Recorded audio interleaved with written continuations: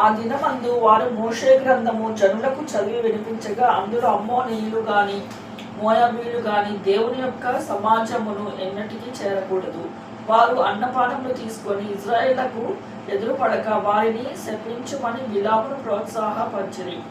అయినను మన దేవుడు ఆ శాపమును ఆశీర్వాదముగా మార్చినని వ్రాయబడినట్లు కనపడెను. కాగా జనులు ధర్మశాస్త్రమును వినినప్పుడు మిశ్ర జన సమూహములను ఇజ్రాయేల్లో నుండి నిలిపివేసిరి.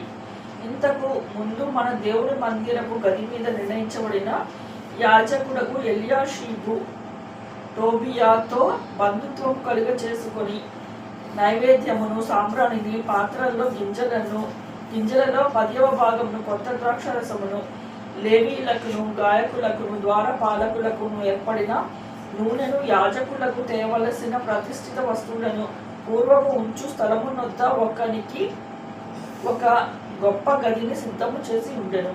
ఆ సమయంలో నేను యెరూషలేములో ఉండలేదు. ఎందుకనగా బబులోను దేశపు రాజైన అర్తహషస్త ఏలుబడి యందు 32వ సంవత్సరమున నేను రాజును దర్శించి కొన్ని దినములైన తరువాత రాజునొద్ద సెలవు పుచ్చుకొని యెరూషలేమునకు వచ్చి ఎల్యాషీబు దేవుని మందిరములో టోబియాకు ఒక గది ఏర్పరచి చేసిన కీడంతయు తెలుసుకొని బహుగా దుఃఖపడి ఆ గదిలో నుండి టోబియా యొక్క సామాగ్రి అంతయు అవతల పారవేసి గదులన్నీ శుభ్రము చేయడని ఆజ్ఞాపించగా వారు అలాగూ చేసిరి. పిమ్మట మందిరపు పాత్రలను నైవేద్య పదార్థములను సాంబ్రాణిని నేను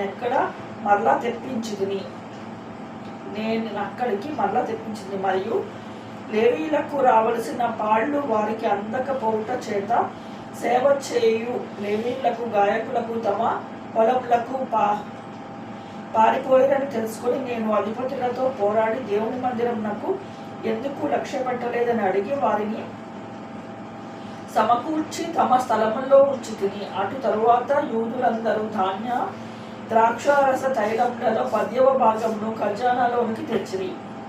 నమ్మకము గల మనుష్యుని పేరు పొందిన షెలెమ్యా అను యాజకుని సాదోకు అను శాస్త్రిని లేవీలలో పెదాయాను ఖజానా మీద నేను కాపరులుగా నియమించితిని. వారి చేతి క్రింద మతన్య కుమారుడైన జక్కూరునకు పుట్టిన హానాను నియమించబడెను. మరియు తమ సహోదరులకు ఆహారము పంచిపెట్టు పని వారికి నియమింపబడెను. నా దేవా, ఈ విషయములలో నన్ను జ్ఞాపకం ఉంచుకొని నా దేవుని మందిరమునకు దాని ఆచారములు జరుగుబాటునకు నేను చేసిన ఉపకారములను మరవకుండుము. ఆ దినములలో యూదులలో కొందరు విశ్రాంతి దినమున ద్రాక్ష తోటలను తొక్కుటయు గింజలు తొట్లలో పోయుటయు గాడిదల మీద బరువులు మోయుటయు ద్రాక్షారసము ద్రాక్ష పండ్లను అంజూరపు పండ్లను నానా విధములైన బరువులను విశ్రాంతి దినమున యెరూషలేములోనికి తీసుకుని వచ్చుటయు చూచి ఈ ఆహార వస్తువులను ఆ దినమున అమ్మిన వారిని గద్దించి తిని తూరు దేశస్థులు కాపురముండి యెరూషలేములోను విశ్రాంతి దినంలోను యూదులకు చేపలు మొదలైన నానా విధ వస్తువులను తెచ్చి అమ్ముచుండిరి. అంతటా యూదుల ప్రధానులను నేనేడు రాడి విశ్రాంతి దినమున నిర్లక్ష్య పెట్టి మీరెందుకు ఈ దుష్కార్యము చేయుదురు? మీ పితరులను ఇట్లు చేసి దేవుని యొద్ద నుండి మన మీదకి ఈ పట్టణస్థుల మీదకి కీడు రప్పింపలేదా?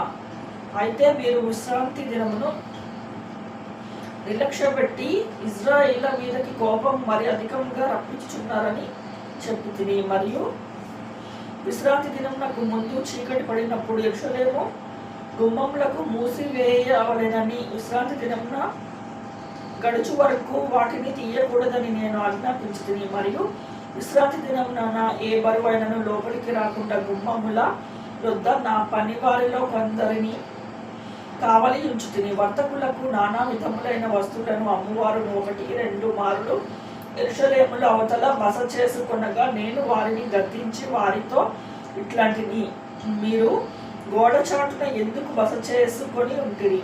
మీరు ఇంకొకసారి ఇలాగ చేసిన ఎడల మిమ్మను పట్టుకొందునని చెప్పి తిని. అప్పటి నుండి విశ్రాంతి దినమున వారు మరి రాలేదు. అప్పుడు తమ్మును తాము పవిత్రపరచుకొనవలెనని విశ్రాంతి దినమును ఆచరించుటకు వచ్చి గుమ్మములను కాచుకొనవలెననియు లేవీయులకు నేను ఆజ్ఞాపించి తిని. నా దేవా, ఇందును గూర్చి నన్ను జ్ఞాపకము చేసుకొని నీ కృపాతిశయమును చొప్పున నన్ను రక్షించుము. ఆ దినములలో అష్టోదు, అమ్మోను, మోయాబు సంబంధులైన స్త్రీలను వివాహము చేసుకొనిన కొందరు యూదులు నాకు కనపడి వారి కుమారులలో సగము మంది అష్టోదు భాష మాట్లాడువారు.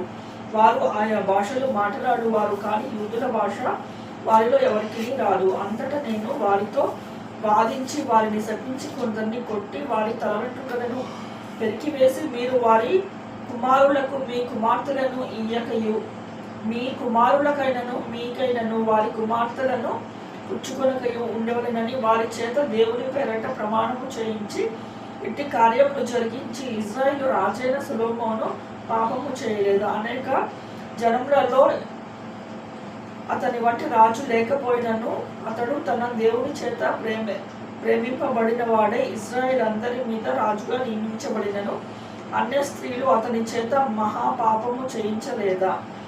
కాగా ఇంత గొప్ప కీడు చేయునట్లును మన దేవునికి విరోధంగా పాపము చేయునట్లును అన్య స్త్రీలను వివాహము చేసుకొనిన మీ వంటి వారి మాటలను మేము ఆలకింపవచ్చునా అని అడిగితిని.